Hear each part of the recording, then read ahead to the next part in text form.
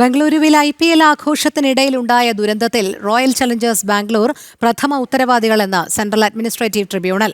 പരിധിയിൽ കവിഞ്ഞ് ആരാധകർ കൂടാൻ കാരണം റോയൽ ചലഞ്ചേഴ്സാണ്. പോലീസിൽ നിന്ന് ആവശ്യമായ അനുമതി വാങ്ങിയില്ലെന്നും ട്രൈബ്യൂണൽ വിലയിരുത്തി. ശ്രീകാന്ത് ചേരുന്നു. ശ്രീകാന്ത്, പറയൂ. അതിരൂക്ഷ വിമർശനമാണ് സെൻട്രൽ അഡ്മിനിസ്ട്രേറ്റീവ് ട്രിബ്യൂണൽ നിലവിലിപ്പോൾ റോയൽ ചലഞ്ചേഴ്സ് ബംഗളൂരുവിനെതിരെ നടത്തിയിട്ടുള്ളത്.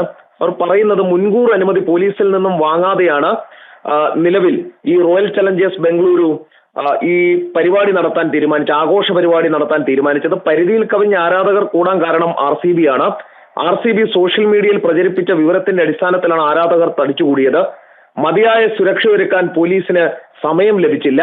മാത്രമല്ല, പോലീസ് ഇതെല്ലാം കൃത്യമായി തടയാൻ പെട്ടെന്ന് വളരെ ചുരുങ്ങിയ സമയത്തിനുള്ളിൽ തടയാൻ പോലീസ് ദൈവങ്ങളല്ല എന്നുള്ള കാര്യം കൂടി നിലവിലിപ്പോൾ കോടതി പറഞ്ഞിട്ടുണ്ട്. അതായത് RCB ആണ് ഇതിന്റെ സമ്പൂർണ്ണ ഉത്തരവാദി എന്ന രീതിയിലാണ് ഇപ്പോൾ സെൻട്രൽ അഡ്മിനിസ്ട്രേറ്റീവ് ട്രിബ്യൂണലിൽ നിന്നും വിമർശനം വരുന്നത്. ശരി, ശ്രീകാന്താണ് വിവരങ്ങൾ നൽകിയത്.